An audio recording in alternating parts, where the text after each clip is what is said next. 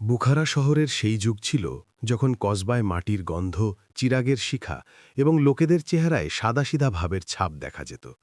সেই শহরের একটা ছোট হোটেল এবং তন্দুরে একজন খিদমতগার লোক কাজ করত। বয়স কোনো 40 বছরের হবে। চেহারায় পরিশ্রমের রেখা, হাতে ঘামের লবণ এবং চোখে এক অদ্ভুত শান্তির চমক। তার বাড়ির অবস্থা খুব সাধারণ ছিল। এক বুড়ি মা ছিল যে সবসময় আল্লাহর জিকিরে লেগে থাকত। বউ ছিল যে ছেঁড়া অবস্থার কাপড়েও নিজের বাড়িকে আবাদ রাখার চেষ্টা করত। দুটো নিরীহ শিশু ছিল যাদের চেহারায় যদিও ক্ষুধার ফ্যাকাশে ছায়া থাকত, কিন্তু চোখে নিরীহতার রনক কম হতো না। বাড়ির চাকা তো তাঁরই পরিশ্রমে চলত। সকাল সকাল হোটেলে পৌঁছত, তন্দুরের আগুন জ্বালাত, আটার গোজাই করত, রুটি সেঁকত এবং মেহমানদের খিদমতে দৌড়াদৌড়ি করত।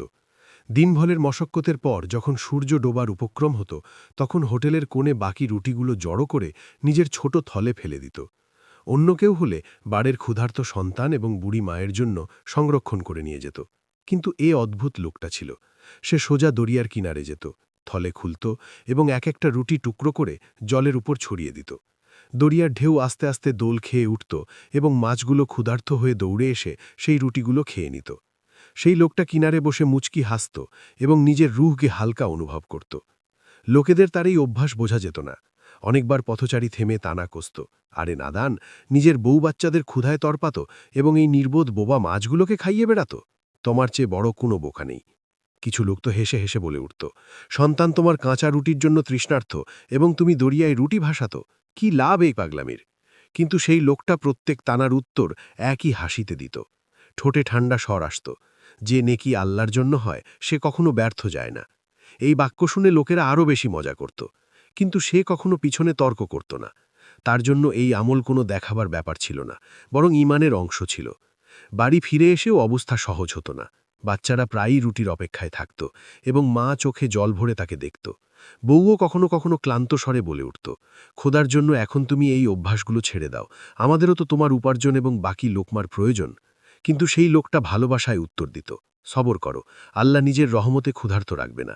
এবং মনে রেখো, সন্তানকে শুধু রুটি পালে না, দোয়া এবং বরকত পালে। তার বাক্যগুলো বাড়ির লোকদের তসাল্লি তো দিত, কিন্তু হৃদয়ের ক্ষুধা কোথায় মিটত? তবুও সেই লোকটা নিজের পথ থেকে টলেনি। বুখারার গলিতে তার সাদাসিধা এবং নেকির আলোচনা ছিল। কিছু লোকটাকে পাগল বলতো, কিছু দরবেশ মনে করত, কিন্তু সে নিজের আমল থেকে গাফিল হয়নি। তার নিয়ত সাফ ছিল, রুটি দিয়ে মাছগুলোকে খাওয়ানো এবং হৃদয় থেকে আল্লাহর শকর আদায় করা। এবং এটাই তার জীবনের ভিত্তি ছিল, নেকির ভিত্তি। সেই দিন বুখারার হোটেলের বাতাস কিছু ভিন্ন ছিল। তন্দুরের গরম, সুগন্ধি রুটির গন্ধ এবং গ্রাহকদের চলাচল সবসময়ের মতো ছিল। কিন্তু সেই ভিড়ে একটা লোক এমন প্রবেশ করল যে সবার নজর নিজের দিকে টেনে নিল। সেই লোকটা তাজির ছিল, ধনী, উঁচু কদের রেশমি পোশাকে আবৃত, হাতে চকচকে আসা, মাথায় মখমলি পাগড়ি। জুতো এত পরিষ্কার যে তাতে চেহারার প্রতিবিম্ব দেখা যায়। তার চেহারায় নকল হাসি এবং কথায় এমন মিষ্টতা ছিল যা শোনার লোককে প্রথম মুহূর্তেই বন্দি করে নেয়। লোকেরা তৎক্ষণাৎ বুঝল যে কোনো বড় সওদাগর এসেছে। হোটেলের মালিক দৌড়ে এগিয়ে এলো, আদাব করল এবং তার জন্য সবচেয়ে ভালো নাশতার আদেশ দিল। হোটেলের কর্মচারীরা এদিক ওদিক দৌড়াতে লাগল। কেউ জল আনত, কেউ পাত্রের পরিষ্কার করত। এই কর্মচারীদের মধ্যে আমাদের সেই খিদমতগার নানবাইও উপস্থিত ছিল। ঘামে ভেজা আটায় মাখা কাপড় পরে, কিন্তু চেহারায় সেই শান্তির চমক। সেও তাজিরের জন্য রুটি এবং বেলি তন্দুরে সেকে মুচকি হেসে তার সামনে রাখল। তাজির প্রথমবার তাকে মনোযোগ দিয়ে দেখল। চেহারার নিরীহতা, চোখের সাদাসিধা এবং হাতের পরিশ্রম তার হৃদয়ে অদ্ভুত প্রভাব ফেলল। কিন্তু তাজিরের হৃদয় এমন ছিল না যেমন দেখা যায়। তার নিয়তে চালাকি লুকানো ছিল। রুটি খেয়ে খেয়ে তাজির জিজ্ঞাসা করল, কোথা থেকে এবং কি এটাই তোমার কাজ? নানবাই আদবের সাথে উত্তর দিল, হুজুর, আমি বুখারারই বাসিন্দা। হোটেল এবং তন্দুরে কাজ করি। সকাল থেকে সন্ধ্যা পর্যন্ত পরিশ্রম করি যাতে বাড়ির রোজগার পূর্ণ হয়। এটাই আমার কাজ, এটাই আমার জীবন। তাজির ঠোঁটে হালকা হাসি এনে বলল, তোমার কথায় সাদাসিধা আছে, তোমার চেহারায় রহমত দেখা যায়। যদি তুমি আমার সাথে কয়েকদিন সাধারণ কাজ করো, তোমাকে এমন পুরস্কার দেব যা তুমি কখনো ভেবেও দেখনি। নানবাই থমকে গেল। তার হাতে এখনো আটার সুগন্ধ ছিল, কপালে ঘামের ফোঁটা। সে তাজিরকে দেখে আস্তে করে জিজ্ঞাসা করল, কোন ধরনের কাজ হবে এবং পুরস্কার কেন এত বড় হবে? তাজির হেসে উত্তর দিল, কাজ সাধারণ হবে, কখনো মালপত্র তুলতে, কখনো সফরের প্রস্তুতিতে সাহায্য করতে, কখনো বাজার থেকে কেনাকাটা। কিন্তু 11তম দিনে তোমার থেকে একটা বিশেষ কাজ করাবো। পুরস্কার সোনার সিক্কায় হবে এবং এত হবে যে তোমার আসন্ন প্রজন্মও তোমার ওপর গর্ব করবে। এটা শুনে নানবাইয়ের হৃদয় প্রশ্ন উঠল। সে ভাবল, এত বড় পুরস্কার এবং কাজ এত সাধারণ, এতে কি রহস্য লুকানো? কি এই মানুষটা সত্যিই এত নেক, বা কোনো পরীক্ষা আসতে চলেছে? হোটেলের অন্য লোকেরা তাজিরের কথা শুনে অস্বস্তিতে পড়ল। কেউ আস্তে করে বলল, ভাই, এমন লোকেরা বেশি বিশ্বাসযোগ্য হয় না, দেখে বুঝে পা বাড়াও। কিন্তু নানবাইয়ের হৃদয় সাফ ছিল। সে তাজিরের চোখে দেখে বলল, যদি আমার পরিশ্রম কারো কাজে আসে এবং সেই পরিশ্রমের বদলে আমাকে কিছু মেলে, তো অস্বীকার কেমন? কিন্তু আমি দোয়া করি যে এতে আল্লাহর রাজি থাকুক। তাজির মুচকি হাসল এবং বলল, তাহলে নির্ধারিত 10 দিন আমার সাথে সাধারণ কাজ, 11তম দিনে একটা বিশেষ কাজ, তারপর পুরস্কার তোমার হাতে। সেই দিনের কথোপকথন এখানেই শেষ হল, কিন্তু এই মুহূর্ত নানবাইয়ের জীবনের নতুন পরীক্ষা সাব্যস্ত হতে চলেছে। সকালের হালকা ঠান্ডা, বুখারার গলিতে ধুলো ধাক্কড়ের গন্ধ এবং বাজারের রনক তার চরমে ছিল। হোটেল থেকে বেরিয়ে নানবাই দেখল যে তাজির নিজের লাভ লস্করের সাথে দাঁড়িয়ে আছে। তার পিছনে 2-3টে নৌকর, একটা উট এবং 2টা খচ্চর, যাদের ওপর মালের গাঁটরি লাদা ছিল। তাজির মুচকি হেসে বলল, এসেছে, এখন তুমি আমার সাথে আছো। মনে রেখো, 10 দিন আমার সাথে সাধারণ কাজ করো এবং 11তম দিনে আমি তোমাকে সোনার সিক্কার গাঁদা সঁপে দেব। নানবাই বিসমিল্লা পড়ে তার সফর শুরু করল। তাজির তাকে বাজারে পাঠালো, এখান থেকে মশলা কিনে নিয়ে এসো এবং সেখান থেকে কিছু কাপড় তুলে নিয়ে এসো। নানবাই দিনভর ভিড়ে দৌড়াত, কখনো লাল মরিচের গাঁটরি তুলত, কখনো লবণের বস্তা কাঁধে রাখত। গরম এবং ঘামে অবস্থা খারাপ হয়ে গেল, কিন্তু সন্ধ্যায় যখন বাড়ি ফিরল, তখন বাচ্চাদের চোখে সেই প্রশ্ন ছিল, আব্বা, আজ কিছু নিয়ে এসেছ? সে তাদের কপাল চুমু দিয়ে বলল, সাবার করো, আল্লাহ সব ভালো করবে। আজ তাজির বলল, আমার মেহমান আসবে, তাদের খাতিরদারি করো। নানবাই পুরো দিন মেহমানদের খিদমত করল, চা বানালো, রুটি সেঁকল, ক্লান্তের পা টিপল, রাত পর্যন্ত পা ফুলে গেল, কিন্তু সে কারো কাছে অভিযোগ করল না। আজ তাকে সফরের প্রস্তুতি করতে হল, উটদের পিঠে মাল বাঁধতে, জলের মশক ভরতে এবং তাজিরের দামি পাত্রগুলো সামলাতে রাখতে। সূর্য মাথায় আগুন হয়ে বর্ষণ করছিল, কিন্তু নানবাই আলহামদুলিল্লাহ বলে সব কাজ করল। তাজির তাকে নিজের সাথে সফরে নিল। পথ লম্বা ছিল, বালি, পাথর এবং পাহাড়। কখনো উটদের জলপান করাত, কখনো খচ্চরগুলো সামলাত, কখনো তাজিরের থলে তুলত। প্রত্যেক রাত ক্লান্ত হয়ে পড়ে যেত, কিন্তু তাজির শুধু বলতো, তোমার পরিশ্রম দেখছি, পুরস্কার মনে রেখো। আজ তাজির তাকে নিজের কেনা গহনাগুলোর পাহারার কাজ দিল। সোনার উপর চমক দেখে নানবাইয়ের চোখ ধাঁধিয়ে গেল, কিন্তু হৃদয় থেকে সে বলল, এসব ভানি, আসল ধন তো ঈমান। পুরো দিন তাজিরের সাথে কেনাবেচায় কাটল, ভিড়ভাড় বাজারে সওদা করা, হিসাব রাখা, বোঝা তোলা। নানবাইয়ের পায়ে ফোসকা পড়ে গেল, কিন্তু তাজির শুধু মুচকি হেসে বলত, এখন তোমার পরিশ্রম সম্পূর্ণ হতে চলেছে। তাজির তাকে ছোট ছোট কাজে জড়িয়ে রাখল, কখনো দলিল সামলানো, কখনো দূরের গ্রামে গিয়ে মাল নিয়ে আসা। নানবাইয়ের হৃদয়ে প্রশ্ন আরও গভীর হয়ে যাচ্ছিল, এত সাধারণ কাজের জন্য এত বড় পুরস্কার কেন? এতে কি রহস্য? তার মায়ের দোয়া, বউয়ের আহ এবং বাচ্চাদের নিরীহ চেহারা বারবার তার চোখে ঘুরে যেত। এই দিন সবচেয়ে ভারী কাটল। তাজির বলল, কাল 11তম দিন। কাল তোমাকে আসল কাজ মিলবে, এবং মনে রেখো, পুরস্কার সোনার সিক্কাই হবে, এত যে তোমার বাড়ির দুনিয়া বদলে যাবে।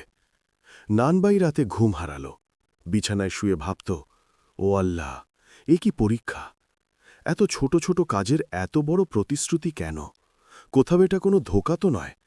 কিন্তু তুমি সাক্ষী, আমি প্রত্যেক পদক্ষেপ তোমার নামে রেখেছি। যদি এসব পরীক্ষা হয় তো আমাকে সবার দাও। তার মা দরজায় বসে তাসবিহ ফেরাত, বউ ভিতরে বাচ্চাদের ঘুম পাড়াত। বাড়ির দারিদ্র্য এখনও যথাতথা ছিল, কিন্তু আশার চিঙ্গারি তার হৃদয় জ্বলছিল। এবং এভাবে 10 দিন সম্পূর্ণ হল। শুধু সাধারণ কাজ, কিন্তু প্রতিশ্রুতির চমক এত বড় যে নানবাইয়ের হৃদয়ে বিস্ময় এবং অস্থিরতা দুটোই ভরে গেল। 11তম দিনের সকাল। বুখারার বাতাস কিছু ভিন্ন ছিল। আকাশে হালকা কুয়াশা ভাসছিল। সূর্যের প্রথম কিরণ ধুলো ধাক্কর এবং ধোঁয়া ছেঁকে এসে পড়ছিল। পাখিদের চিচিং ফাকিংয়ের মধ্যে হোটেলের তন্দুর জ্বলছিল। কিন্তু নানবাইয়ের হৃদয় কোনো অন্য অস্থিরতায় ধড়কছিল। 10 দিনের পরিশ্রমের পর আজ সেই সময় এসেছে যখন তাজির বড় প্রতিশ্রুতি দিয়েছে। নানবাইয়ের চোখে রাতভর জাগরণের লালিমা ছিল। মায়ের দোয়া কানে গুঞ্জরিত হচ্ছিল। বউয়ের তসল্লি এবং বাচ্চাদের নিরীহ চেহারা তার হৃদয়কে আরও ভারী করছিল। সে ভাবল, ও আল্লাহ, আজ আমার জীবনের সিদ্ধান্ত। এই তাজির সত্য কি মিথ্যাবাদী তুমিই ভালো জানো। সূর্য সম্পূর্ণ উঠেছে যে তাজির নিজের আলিশান পোশাকে হোটেলে পৌঁছল। মাথায় নতুন রেশমি পাগড়ি, হাতে লম্বা আসা, চোখে অদ্ভুত চমক। তার পিছনে 2টা নৌকর এবং খচ্চরে কিছু গাঁটরি লাদা। তাজির নানবাইকে দেখেই বলল, তুমি প্রস্তুত? 10 দিন তুমি আমার খিদমত করেছ, সাধারণ কাজ করেছ। আজ 11তম দিন। আজ আসল কাজের পরীক্ষা। এবং মনে রেখো, এরপর পুরস্কার তোমার হাতে হবে। সোনার সিক্কা যাদের চমক তোমার জীবন বদলে দেবে। নানবাই বিসমিল্লা পড়ে মাথা ঝোকাল। তারা দুজন পাহাড়ের দিকে রওনা হল। পথ উবড়ো খাবড়ো ছিল, পাথরে ভরা। হাওয়ায় ঠান্ডা ছিল, কিন্তু সূর্যের তাপ ধীরে ধীরে বাড়ছিল। নানবাইয়ের কাঁধে একটা বড় থলে ছিল, যা তাজির তার হাতে দিয়েছে। থলে এত ভারী যে প্রত্যেক পদক্ষেপে তার কোমর বেঁকে যেত, পা টলমল করত। নানবাই ভাবল, হয়তো এতে সোনার সিক্কা আছে, তাই তো এত ভারী। কিন্তু তাজির এখনও খোলেনি কেন, এবং আমাকেই কেন তুলিয়েছে? তাজির পিছনে পিছনে চলছিল, ঠোঁটে হালকা হাসি এবং চোখে এমন চালাকি যা সাধারণ নজর চিনতে পারে না। যত উচ্চতা বাড়তে লাগল, নানবাইয়ের নিঃশ্বাস ফুলতে লাগল। ঘাম বয়ে চোখে চলে যেত, হাত কাঁপত, পা টলমল করত। কিন্তু সে প্রত্যেক পদক্ষেপ আলহামদুলিল্লাহ বলে এগিয়ে যেত। অবশেষে ঘণ্টাভর মশক্কতের পর সে পাহাড়ের চূড়ায় পৌঁছল। সেখান থেকে বুখারার পুরো শহর দেখা যেত, মসজিদের মিনার, বাজারের চলাচল এবং দূর দূর পর্যন্ত ছড়ানো সবুজ। নানবাই থলে মাটিতে রাখল এবং ভারী নিঃশ্বাস নিয়ে বলল, হুজুর, আদেশ দিন, এখন আমি এই থলে কোথায় রাখব? তাজির আস্তে আস্তে এগিয়ে এলো। তার ঠোঁটে অদ্ভুত হাসি ছিল। সে বলল, থলে খোলো এবং দেখো। নানবাই ঘামে ভেজা হাতে থলের গাঁট খুলল। যেই থলে খুলল, তার চোখ বিস্ময়ে বিস্মৃত হয়ে গেল। ভিতরে সোনার সিক্কা ছিল না, কোনো খাজানা, শুধু মাটি এবং বড় বড় পাথর ভরা ছিল। তার হৃদয় ধক করে থেমে গেল। সে কাঁপা স্বরে বলল, এটা কি? আপনি তো প্রতিশ্রুতি দিয়েছিলেন যে পুরস্কার মিলবে। 10 দিন পর্যন্ত আমি পরিশ্রম করেছি, ক্ষুধা পিপাসা সহ্য করেছি। বাড়ির লোকদের আশা ভেঙে যাচ্ছিল। পাথর তাজির জোরে হাসতে লাগল। তার চোখে এখন নকল মিষ্টটা নয়, বরং বিষাক্ত চালাকি চমকছিল। সে বলল, আরে বোকা, তোমাকে কি ভেবেছিলে? আমি তোমাকে সোনা দেব। আমি তোমাকে এখানে শুধুমাত্র তাই নিয়ে এসেছি যাতে তোমার থেকে এই বোঝা তুলিয়ে নেই। এখন শোনো, এখন নিচে ফিরে যাওয়ার কোনো পথ নেই। এখান থেকে তুমি যাবে তো শুধু মৃত্যুর কোলে। নানবাইয়ের পায়ের তলায় মাটি সরে গেল। সে কাঁপা স্বরে বলল, আল্লাহ থেকে ভয় করো না তুমি? আমি তোমার খেদমাত ইমানদারি করে করেছি। তোমার প্রত্যেক কাজকে নিজের মনে করে নিভিয়েছি, এবং তুমি আমাকে ধোকায় এখানে মৃত্যুর হাতে সঁপে দিতে চাও? তাজির ঠোঁট সিটকে বলল, ইমান, সবর, নেকি এসব দরিদ্রদের তসাল্লি দেওয়ার কথা। আসল দুনিয়া শক্তি এবং চালাকির। তুমি আমার জন্য শুধু একটা মোহরা ছিলে। এখন তুমি এই মাটি এবং পাথরের মধ্যে নিজের কবর খুঁজে নাও। নানবাইয়ের চোখে অশ্র ভেসে উঠল। সে আকাশের দিকে হাত তুলে বলল, আল্লাহ, আমি তোমার নামে পরিশ্রম করেছি, তোমার নামে মাছগুলোকে রুটি খাইয়েছি, তোমার নামে সবর করেছি। যদি এ মৃত্যু হয় তো তোমার রাজি, কিন্তু যদি তোমার রহমত হয় তো আমাকে বাঁচাও। তাজির হাসতে থাকল এবং আস্তে আস্তে পিছনে সরে গেল। তার পদক্ষেপে অবহেলা ছিল এবং নানবাইয়ের অবস্থা বিহ্বলতায় ডুবে গিয়েছে। ছোটের নিচে গভীর খাদ ছিল, যাতে দরিয়ার তীব্র প্রবাহ শোনা যেত। ঢেউ টোকরে গর্জন করছিল। নানবাই শেষবার আকাশের দিকে দেখে বলল, বিসমিল্লাহির রহমানির রহিম। সে লাফ দিল দরিয়ার গভীরতায়। বুখারার সেই সংকীর্ণ গলিতে, যেখানে নানবাইয়ের ছোট বাড়ি ছিল, আজকের হাওয়া ভারী ছিল। দরজার চৌকাঠে ধুলো জমে গিয়েছে। মাটির আঙিনায় নীরবতা ছড়ানো ছিল। তন্দুরে কাজ করা সেই খেদমতগার লোক কয়েকদিন ধরে বাড়ি ফেরেনি। তার বুড়িমা, যে সাদা দাড়ির মতো চুল এবং কাঁপা হাতে তসবি ফেরাত, এখন প্রত্যেক দানায় শুধু একটা দোয়া পুনরাবৃত্তি করত।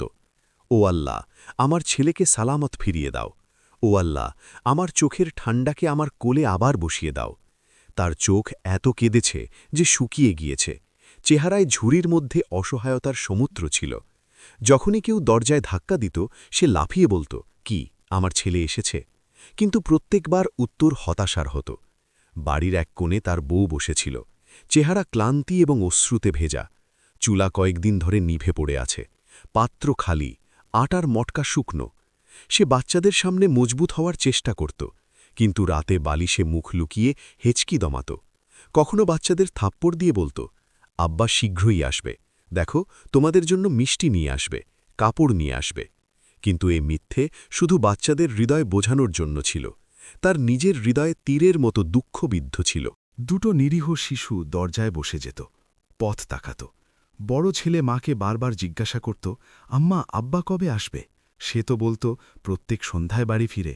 ছোট মেয়ে চোখ মেলে বলত, আম্মা যদি আব্বা দেরি করে তাহলে কি আমি দরজায় ঘুমিয়ে পড়ব? এই নিরীহ কথা শুনে মায়ের কলিজা মুখে আসত, কিন্তু সে বাধ্য হয়ে মুচকি হেসে বলত, না বেটি, তোমার আব্বা তোমাকে তুলে ভিতরে নিয়ে যাবে, শুধু কিছুক্ষণে আসছে। গুলির লোকেরাও এখন কথা বানাতে লাগল। আরে সেই নানবাই কোথায় চলে গেল? কোথাও পালিয়ে তো যায়নি। কোনো তাজিরের সাথে দেখেছিলাম আমি, হয়তো তারই পিছনে গিয়েছে। বউ বাচ্চাদের ছেড়ে যাওয়া লোক বিশ্বাসযোগ্য হয় না। এই তানা শুনে বউয়ের চোখ ছলকে পড়ত। সে বলত, আমার স্বামী এমন নয়, সে নেকি করা লোক, লোকেদের ধোকা দেওয়া নয়। কিন্তু দুনিয়া কোথায় শোনে? হোটেলের মালিকও অস্বস্তিতে পড়ল। সে গলিতে এসে ডেকে বলল, তোমার স্বামী কয়েকদিন ধরে তন্দুরে আসেনি, হোটেলের কাজও অসম্পূর্ণ পড়ে আছে, কোথায় গিয়েছে সে? গ্রামের মুখিয়াও অবস্থা জিজ্ঞাসা করতে এলো। তার স্বরে বিস্ময় ছিল। এই লোকটা অচানক অদৃশ্য কিভাবে হল? যদি কোনো তাজিরের সাথে গিয়ে থাকে তো তার খবর নাও, না হলে আমরা গ্রামের লোকদের অনুসন্ধানে পাঠাব। বউ কাঁপা স্বরে উত্তর দিল, হুজুর, সে তো শুধু রোজকার মতো কাজে গিয়েছিল, কিন্তু এখনও ফিরেনি, আমাদের কিছু জানা নেই। রাতের নীরবতায় বুড়ি মা দরজায় বসে যেত, আকাশের দিকে হাত তুলে বলত, ও রহমান, ও রাহিম, যদি তুমি আমার ছেলেকে আমার থেকে ছিনিয়ে নিয়ে থাকো তো আমার জীবন হারাম হয়ে যাবে। আমি বুড়ি, আমার সহায় সেই, তাকে সালামত ফিরিয়ে দাও। তার দোয়ার গুঞ্জন গলির দেওয়ালে ধাক্কা খেয়ে ফিরত, কিন্তু উত্তর শুধু নীরবতা হতো।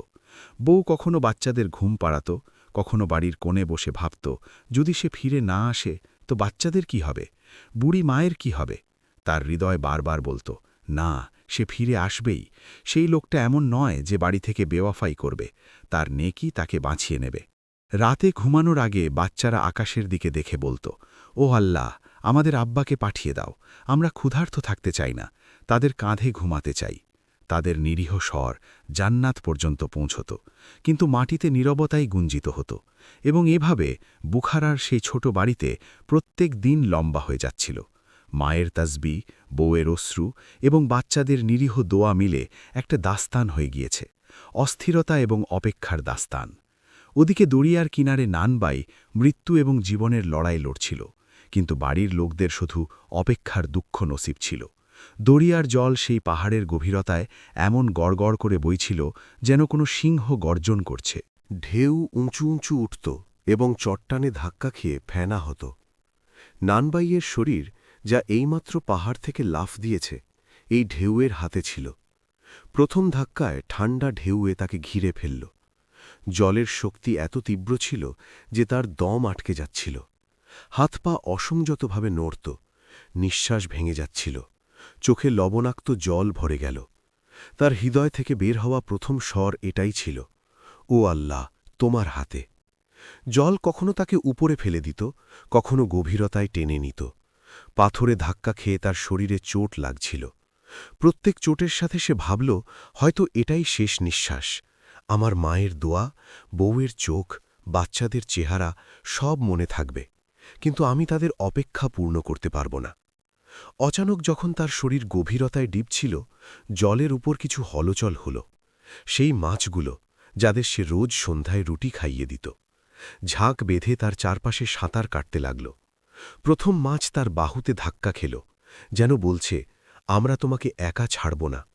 দ্বিতীয় মাছ তার নিচে এসে তাকে সাহায্য দিতে লাগল, যাতে তার শরীর উপরে ভাসতে পারে। তৃতীয় মাছ তার চেহারার কাছে এসে তার ঠোঁটে বুদবুদ করে বিসমিল্লাহের স্বর শোনাতে লাগল। আস্তে আস্তে ডজনখানেক মাছ তার চারপাশে ঘুরতে লাগল।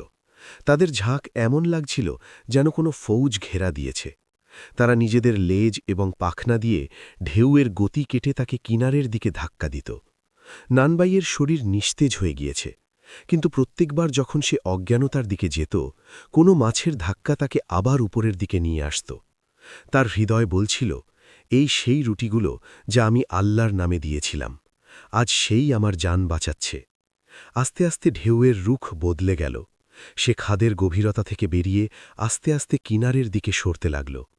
মাছগুলো তার চারপাশে সাঁতার কাটছিল, যেন কোনো কাফিলা নিজের সর্দারকে নিরাপত্তায় নিয়ে যাচ্ছে। ঘণ্টাভর লড়াইয়ের পর যখন সূর্য ডুবতে লাগল এবং আকাশে লালিমা ছড়িয়ে পড়ল, তখন দরিয়ার কিনারা দেখা গেল। ঢেউয়ে তার শরীরকে আস্তে আস্তে বালিতে ফেলে দিল। নানবাড়ি সম্পূর্ণ অজ্ঞান ছিল। তার চেহারা মাটি এবং জলে ভেজা, ঠোঁট শুকনো, নিঃশ্বাস ভাঙা ফুটা, কিন্তু তার বুক এখনও নড়ছিল। জীবনের প্রমাণ। কিছুক্ষণ পর যখন তার চোখ খুলল, তো সে দেখল কিনারের জলে সেই মাছগুলো সাঁতার কাটছে। তারা রুটি ভাঙার সময়ের মতো তাকে দেখছিল।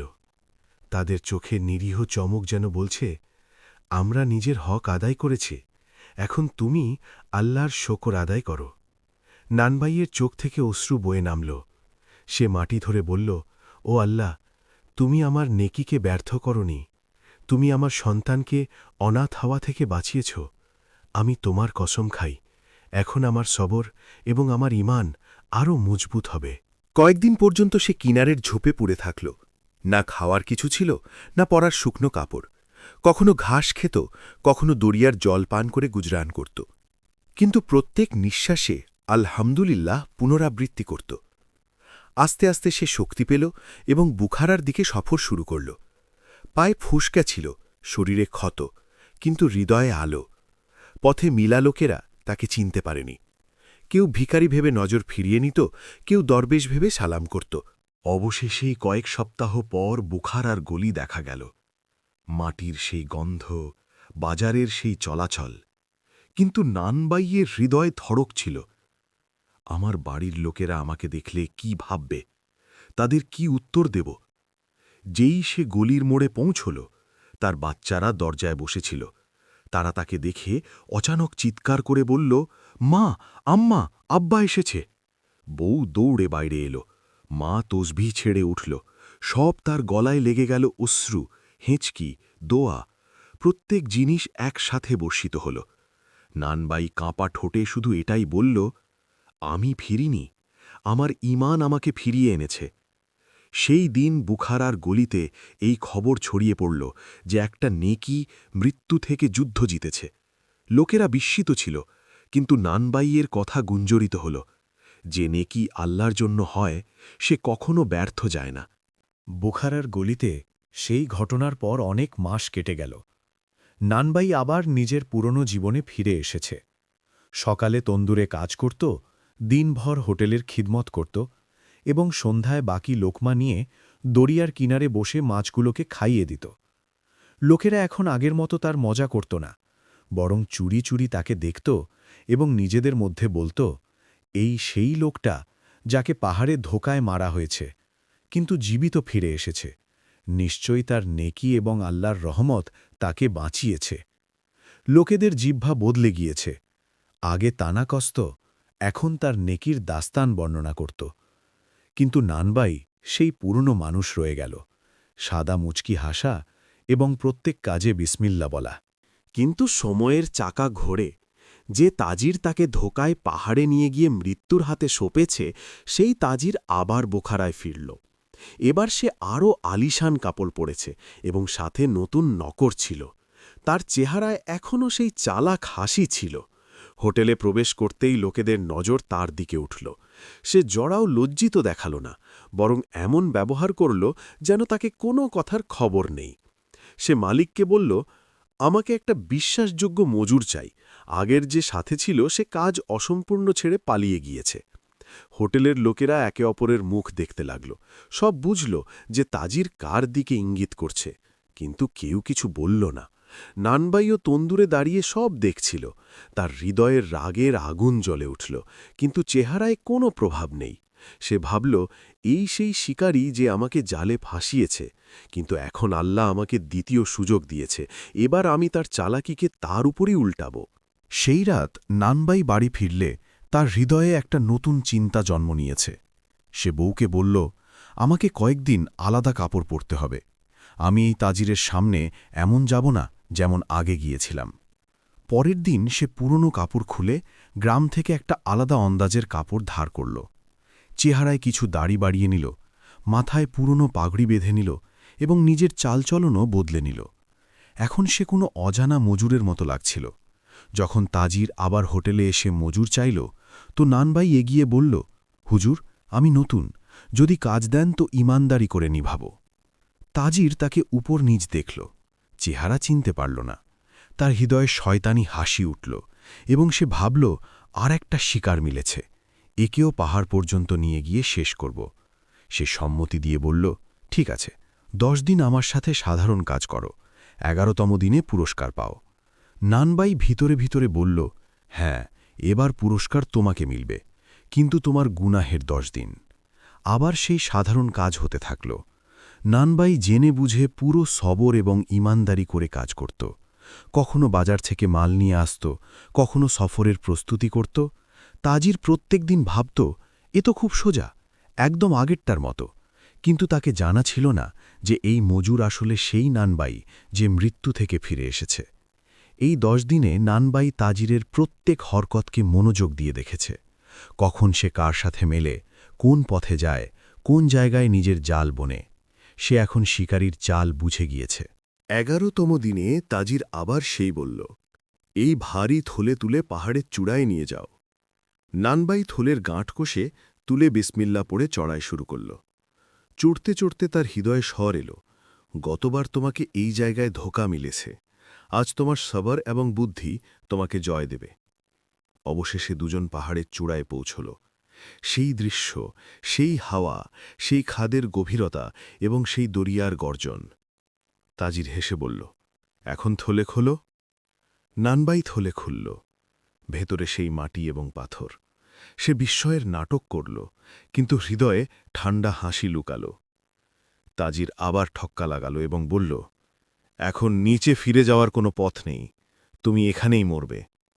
কিন্তু তার আগে যে তাজির নিজের চাল সম্পূর্ণ করে, নানবাই অচানক দাঁড়াল এবং জোরে বলল, তুমি ভেবেছিলে যে প্রত্যেক শিকার তোমার জালে ফেসে যাবে, কিন্তু আজ তোমার শিকারী চোখ ধোঁকা খেয়েছে। আজ শিকার তুমি এবং শিকারী আমি। তাজির প্রথমে হতভম্ব হয়ে গেল। সে নানবাইয়ের চেহারা মনোযোগ দিয়ে দেখে তার চোখ বিস্তৃত হয়ে গেল। তুমি তুমি সেই যে দরিয়ায় লাফ দিয়েছে, কিন্তু তুমি তো মরে গিয়েছিলে। নানবাই বলল, আমি মরিনি, নেকি আমাকে বাঁচিয়েছে, এবং এখন আল্লাহ আমাকে তোমার চালাকির হিসাব নেওয়ার সুযোগ দিয়েছে। এটুকু বলে নানবাই দড়ি বের করল, যা সে আগে থেকে নিজের কাপড়ে লুকিয়ে রেখেছে। সে বিদ্যুতের ফুর্তিতে তাজিরের হাত পা বেঁধে দিল। তাজির চিৎকার করতে লাগল, কিন্তু তার স্বর হাওয়ায় দমে গেল। ছেড়ে দাও আমাকে, আমি তোমাকে সোনা দেব, ধন দেব। নানবাই ঠান্ডা স্বরে বলল, তোমার সোনা থেকে বেশি দামি আমার মায়ের দোয়া, আমার বউয়ের অশ্রু, আমার বাচ্চাদের সাবর। এখন তুমি গ্রামের সামনে নিজের গুনাহের উত্তর দাও। সে তাজিরকে কাঁধে লাদল এবং পাহাড় থেকে নিচে নামতে শুরু করল। গ্রামের গলিতে যখন লোকেরা দেখল যে সেই তাজির যে অহংকার করে চলত এখন বাঁধা এবং একটা মজুর তাকে টেনে নিয়ে আসছে, তো সব দৌড়ে জড়ো হয়ে গেল। কেউ জিজ্ঞাসা করল, এটা কি হল? নানবাই উত্তর দিল, এই সেই যে আমাকে ধোকায় মৃত্যুর দিকে ঠেলে দিয়েছে, কিন্তু আল্লাহ আমাকে বাঁচিয়েছে। আজ আমি একে তোমাদের সামনে নিয়ে এসেছি যাতে তার গুনাহের পর্দা ফাঁস হয়। লোকেরা বিস্ময়ে তাজিরকে দেখল। যে লোকটা কখনো তাদের চোখকে ধাঁধিয়ে দিত, আজ দড়িতে জকড়া, এবং এভাবে শিকারী নিজেরই জালে ফেঁসে গিয়েছে। বুখারার গ্রাম সেই দিন একটা অদ্ভুত দৃশ্য দেখছিল। ধুলো ধাক্কড় উড়া গলি, মাটির তৈরি পুরনো বাড়ি এবং তাদের দরজায় দাঁড়ানো বিস্মিত লোক, সবার নজর একদিকে জমে গিয়েছে। নানবাই যে কাল পর্যন্ত দরিয়ার কিনারে রুটি বিতরণ করে নেকির চিহ্ন স্থাপন করেছে, আজ গ্রামের মাঝে একটা এমন শিকারীকে টেনে নিয়ে আসছে যে তাকে মৃত্যুর হাতে সপার চেষ্টা করেছে। তাজিরের অবস্থা খারাপ ছিল, হাত পিছনে বাঁধা, পা দড়িতে জকড়া, চেহারা মাটিতে মাখা। তার অহংকার, তার গর্ব, তার চালাকি সব মাটিতে হামাগুড়ি দেওয়া প্রাণীর মতো ভেঙে গিয়েছে। গলি গলি থেকে লোকেরা বেরিয়ে এলো, কেউ নিজের জানালা থেকে ঝুঁকে দেখল, কেউ দরজা থেকে বেরিয়ে ভিড়ে যোগ দিল। মহিলারা বাচ্চাদের কোলে তুলে দেখতে লাগল। বাচ্চারা লাফিয়ে বলতো, আরে এ তো সেই ধনী তাজির যে সোনালি কাপড় পরে এসেছে। কেউ বলল, আল্লাহর কসম, এটা কি অবস্থা হয়েছে তার, এত বড় ধনী এবং আজ এই মজুরের হাতে বন্দী। নানবাই সবার নজরের মধ্য দিয়ে গেল। তার চেহারায় না গর্ব ছিল, না প্রতিশোধের আনন্দ, শুধু একটা ঠান্ডা কঠোরতা এবং ইমানের চমক। সে সোজা হোটেলের চৌকাঠে পৌঁছল, সেই হোটেল যেখানে কখনো সে রুটি সেঁকে মেহমানদের খাইয়েছে। হোটেলের মালিক এগিয়ে এলো এবং হতভম্ব হয়ে বলল, এটা কি অবস্থা? তাজির এভাবে বাঁধা, এবং তুমি তো মৃত্যু থেকে ফিরে এসেছ মনে হচ্ছে। নানবাই গভীর স্বরে বলল, হ্যাঁ, মৃত্যু থেকে ফিরেছি, এবং এটাই তার গুণাগার। একে আমি পাহাড় থেকে টেনে নিয়ে এসেছি যাতে সবাইকে তার আসল চেহারা দেখাতে পারি। হোটেলে বসা লোকেরা যারা কখনো তাজিরের আগে পিছে ঘুরত, এখন তার অবস্থা দেখে লজ্জিত হয়ে গেল। তাজির দড়িতে ছটপট করে চিৎকার করে বলল, ছেড়ে দাও আমাকে, এ মিথ্যে বলছে। আমি তাজির, ধনী, আমার কাছে সোনা আছে, ধন আছে, আমি কাউকে ক্ষতি কেন করব? লোকেরা নিজেদের মধ্যে কানাকানি করল, যদি এ সত্য হয় তো কেন বাধা পড়ে আছে, এবং যদি মজুর মিথ্যেবাদী হয় তো একে এভাবে কাবু করে সে কিভাবে? নানবাই সবার সামনে স্বর উঁচু করে বলল, গ্রামের লোকেরা শোনো, এই সেই লোকটা যে 10 দিন আমাকে সাধারণ কাজে লাগিয়েছে, 11তম দিনে সোনার সিক্কার লোভ দিয়ে পাহাড়ের চূড়ায় নিয়ে গিয়েছে, কিন্তু যখন থলে খুললাম তো তাতে শুধু মাটি এবং পাথর ছিল, এবং তারপর হেসে বলল, এখন নিচে ফিরে যাওয়ার কোনো পথ নেই, তুমি এখানেই মরো। সে আমাকে মৃত্যুর দিকে ঠেলে দিয়েছে, কিন্তু আল্লাহ আমার নেকির কারণে আমাকে বাঁচিয়েছে, এবং আজ আল্লাহ আমাকে একে তারই জালে ফাঁসানোর সুযোগ দিয়েছে। লোকেদের চোখ ফেটে গেল, এখন তাদের বোঝা গেল যে এই তাজির আসলে শিকারী। ভিড়ে রাগের ঢেউ ছড়িয়ে পড়ল, এ তো বড় ধোকেবাজ নিকলে। আমরা ভাবতাম এই ধনী নেক, কিন্তু এ তো কাতিল নিকলে। এ আমাদের গ্রামের লোককে মারার চেষ্টা করেছে।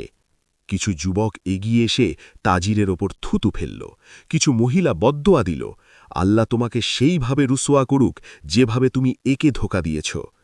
তাজির এখন সম্পূর্ণ ভেঙে পড়েছে, তার স্বর কাঁপছিল, খোদার কসম, আমি ভুল করেছি, আমাকে ছেড়ে দাও, আমি তোমাকে সোনা দেব, ধন দেব, তোমার বাচ্চাদের জন্য খেলা বানাবো, তোমার বাড়িকে প্রাসাদ করে দেব। নানবাই তার চোখে দেখে বলল, তোমার সোনা থেকে বেশি দামি আমার মায়ের দোয়া, আমার বউয়ের অশ্রু, আমার বাচ্চাদের সাবার। এখন তুমি গ্রামের সামনে নিজের গুনাহের উত্তর দাও। লোকেরা একসাথে স্বর দিল, একে মুখিয়ার দরবারে নিয়ে চলো, সেই সিদ্ধান্ত নেবে। নানবাই দড়ি আরও কষে ধরে তাজিরকে টেনে গ্রামের চত্বরের দিকে নিয়ে গেল। পিছনে পিছনে পুরো গ্রাম চলে গেল। বাচ্চারা দৌড়াত, মহিলারা দোয়া করত, পুরুষেরা রাগে গর্জন করত। গ্রামের চত্বর আজ আদালতের মাঠ হয়ে গিয়েছে। মাটির চৌকাঠে মুখিয়া বসেছিল, সাদা দাড়ি, মাথায় সাফা, চোখে কঠোরতা এবং স্বরে ওজন। যেই নানবাই তাজিরকে টেনে সেখানে পৌঁছল, সব লোক একসাথে বলে উঠল, হুজুর, এই সেই লোকটা যে আমাদের মজুরকে ধোঁকা দিয়েছে, আজ এ দড়িতে বাঁধা আপনার সামনে আছে। এবং এভাবে শিকারী সত্যিই নিজেরই জালে ফেঁসে গিয়েছে।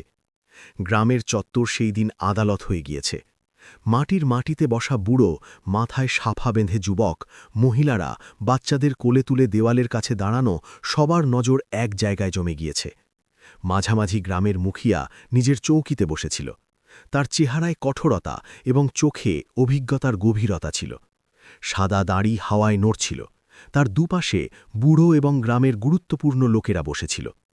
নানবাই তাজিরকে দড়িতে জোকড়ে তাদের সামনে এনে দাঁড় করাল। তাজিরের মাথা ঝুঁকেছিল, চেহারা ঘাম এবং ধুলোয় মাখা। কখনো সে ভিড়ের দিকে দেখত, কখনো মাটিতে নজর গেড়ে রাখত। তার অহংকার এবং ধনের গর্ব আজ সম্পূর্ণ ভেঙে গিয়েছে। মুখিয়া নিজের গভীর স্বরে জিজ্ঞাসা করল, এই হইচই কিসের জন্য এবং এই লোকটা এই অবস্থায় কেন বাধা? ভিড় থেকে স্বর উঠল, হুজুর, এই সেই তাজির যে গ্রামে ধনী হয়ে এসেছে। একে আমাদের নানবাই ভাইকে ধোকা দিয়ে পাহাড়ে মৃত্যুর হাতে সঁপেছে। আল্লাহর কসম, এ কাতিল, একে সাজা দিন। মুখিয়া হাত তুলে ভিড়কে নীরব করল। সবর করো, প্রত্যেক কথা না শুনে সিদ্ধান্ত হয় না। প্রথমে এই মজুর বর্ণনা করুক। নানবাই এগিয়ে এলো। চেহারায় কোনো গর্ব নেই, স্বরে থামা ছিল। সে বলল, হুজুর, আমি এই হোটেল এবং তন্দুরে কাজ করি, রোজগার উপার্জন থেকে বাড়ি চালাই। এই লোকটা 10 দিন আগে হোটেলে এসেছে। মিষ্টি কথা এবং সোনার শিক্ষার লোভ দিয়ে আমাকে নিজের সাথে নিয়ে গিয়েছে। 10 দিন সাধারণ কাজ করিয়েছে এবং 11তম দিনে ভারী থলে তুলে পাহাড়ের চূড়ায় নিয়ে গিয়েছে। আমি ভেবেছিলাম এতে সোনা আছে, কিন্তু যখন খুললাম তো তাতে শুধু মাটি এবং পাথর ছিল। তারপরে হেসে বলল, এখন নিচে ফিরে যাওয়ার কোনো পথ নেই, তুমি এখানেই মরো।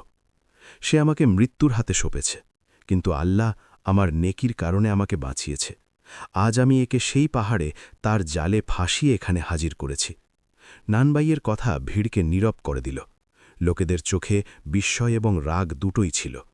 মুখিয়া তাজিরের দিকে দেখে বলল, এখন তুমি নিজের সাফাইয়ে কি বলো? তাজির হড়বড় করে উঠল, তার স্বর কাঁপছিল। হুজুর, এসব মিথ্যে। আমি তো একে কাজে রেখেছিলাম। যদি আমি পাহাড়ে নিয়ে গিয়ে থাকি তো শুধুমাত্র তাই যে বোঝা তুলিলেনি। আমি কখনো একে মারার নিয়ত করিনি। এ নিজেই পড়ে গিয়ে থাকবে এবং এখন প্রতিশোধ নেওয়ার জন্য আমাকে বদনাম করছে। ভিড়ে হইচই মচে গেল। মিথ্যে, একদম মিথ্যে। যদি তুমি সত্য হও তো এত ভয় কেন করছো? তোমার চেহারাই তোমার গুনাহ বর্ণনা করছে। মুখিয়া ডাঁট দিয়ে সবাইকে নীরব করে তাজিরের চোখে দেখল। তোমার কথা ফাঁকা লাগছে। যদি তুমি নির্দোষ হও তো কেন এই মজুর নিজের বাড়িবার ছেড়ে তোমার পিছনে দৌড়াবে? এবং কেন পুরো গ্রাম তার সাদাসিধে এবং নেকির সাক্ষী? তারপর মুখিয়া নানবাইয়ের দিকে মুখ করে বলল, তোমার কাছে কোনো প্রমাণ আছে? নানবাই থলে এগিয়ে দিল। হ্যাঁ, এই সেই থলে, যাতে একে পাথর এবং মাটি ভরে রেখেছে। একে বলেছে যে এতে সোনা আছে। এরই বোঝা আমাকে মৃত্যুর দিকে টেনে নেওয়ার জন্য দেওয়া হয়েছে। থলে খোলা হলো। সত্যি তাতে শুধু মাটি এবং বড় পাথর ছিল। ভিড় থেকে চিৎকার উঠল, দেখো, এটাই প্রমাণ, এ ধনী আসলে ধোকেবাজ। মুখিয়া মাথা ঝুঁকিয়ে কিছুক্ষণ ভাবল, তারপর নিজের উঁচু স্বরে বলল, গ্রামের লোকেরা, এটা প্রমাণিত হয়েছে যে এই তাজির গুনাহগার। একে একটা মজুরকে ধোকায় মৃত্যুর দিকে ঠেলে দিয়েছে, কিন্তু আল্লাহ তার নেকিকে ব্যর্থ হতে দেয়নি এবং তাকে বাঁচিয়েছে।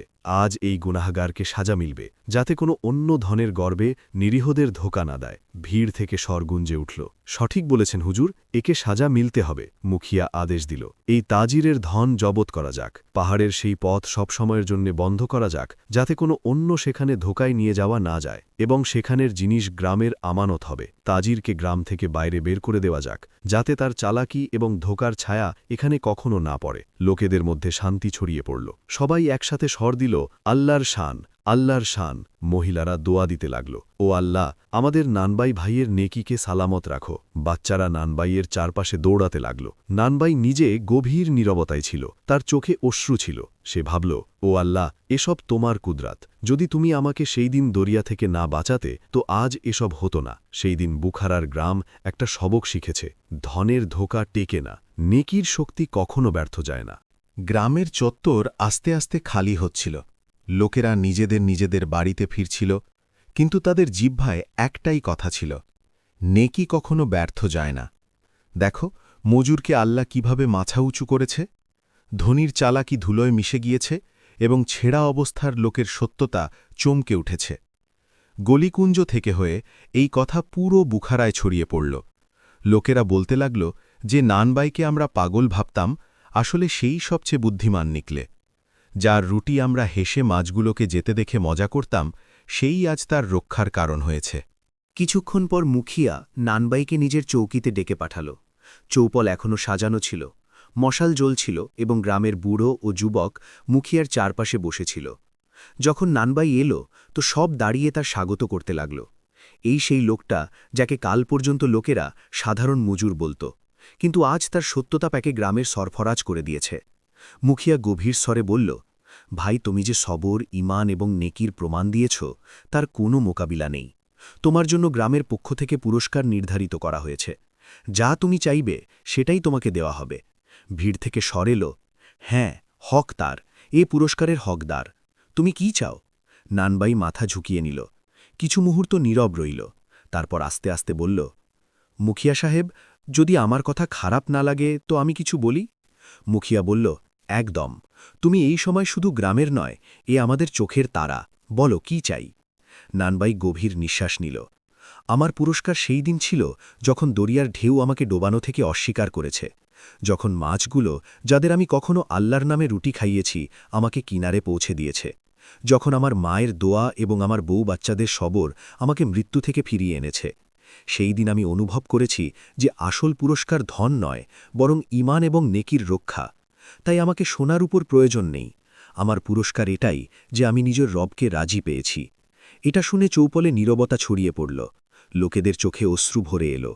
কেউ দমাসরে বলল, বাহ, এমন সবর এবং শোকর আমরা কখনো দেখিনি। অন্য বলল, আল্লাহ এমন মানুষকে নিজের বন্ধু করে নেয়। মুখিয়াও গভীর চিন্তায় ডুবে গেল। তার ঠোঁট কাঁপছিল। সে বলল, ভাই, তুমি সত্য বলেছ। ধন মাটি হয়ে যায়, কিন্তু ঈমান সবসময় উজ্জ্বল থাকে। তুমি গ্রামের সবচেয়ে বড় পুরস্কার পেয়ে গিয়েছ, আল্লাহর রাজামন্দি। বাড়ি ফিরে যখন নানবাই বউ এবং মাকে বলল যে সে ধন নেওয়া থেকে অস্বীকার করেছে, তো প্রথমে বউয়ের চোখে বিস্ময় দৌড়ে গেল। সে ভাবল, আমাদের অবস্থা দারিদ্র্যপূর্ণ, বাচ্চারা ক্ষুধার্ত থাকে। যদি কিছু ধন নিয়ে নিত তো অবস্থা সংশোধিত হয়ে যেত। কিন্তু তারপর সে নিজের স্বামীর চোখে ঈমানের চমক দেখল। সে কাঁপা ঠোঁটে বলল, তুমি ঠিক করেছ। যদি ধন আসত তো হয়তো তাতে বরকত না হতো, কিন্তু যে সবক তুমি নিয়ে এসেছ সেটা আমাদের আসন্ন প্রজন্ম পর্যন্ত পৌঁছবে। এটাই সবচেয়ে বড় খাজানা। মায়ের চোখ নম হয়ে গেল। সে ছেলের মাথায় হাত রেখে বলল, বেটা, তুমি সেটা করে দেখিয়েছ যা অনেকের ক্ষমতায় নেই। আল্লাহ তোমাকে এই সবর এবং শকরের পুরস্কার এমন দুনিয়া এবং আখেরাতে দেবে যার তুমি কল্পনাও করতে পারো না। সেই দিনের পর গ্রামের লোকদের ব্যবহার বদলে গেল। এখন কেউ নানবাইয়ের নেকির মজা করত না, বরং বাচ্চা পর্যন্ত বলতো, চলো আমরাও নেকি করব, মাছগুলোকে খাইয়ে দেব, ক্ষুধার্তদের খাইয়ে দেব। মহিলারা নিজেদের বাড়িতে বাচ্চাদের কিস্সা শোনাত, দেখো বেটা, নেকি কখনো ব্যর্থ যায় না, যেমন নানবাইয়ের রুটি তার জান বাঁচিয়েছে। যুবকেরা বলতো, এখন আমাদেরও নিজের কাজে সত্যতা এবং সাবার আনতে হবে, ধন থেকে নয়, বরং ঈমান থেকে জীবন সংশোধিত হয়। এক সন্ধ্যায় যখন সূর্য ডুবছিল এবং আকাশ লালিমায় ভরে গিয়েছে, নানবাই আবার দরিয়ার কিনারে পৌঁছল। সে থলে থেকে রুটি বের করে জলে ছড়িয়ে দিল। মাছগুলো তাড়াতাড়ি রুটি খেতে লাগল। নানবাইয়ের চোখ নম হয়ে গেল। সে আকাশের দিকে হাত তুলে বলল, ও আল্লাহ, তুমি সাক্ষী যে আমি কখনো দেখাবার জন্য নেকি করিনি, শুধু তোমার রাজামন্দি চাই। যদি আজ লোকেরা আমাকে মাথা উঁচু করছে তো এটা তোমার রহমত। তুমি আমার বাচ্চা এবং আমার প্রজন্মকেও নেকির পথে স্থির রাখো।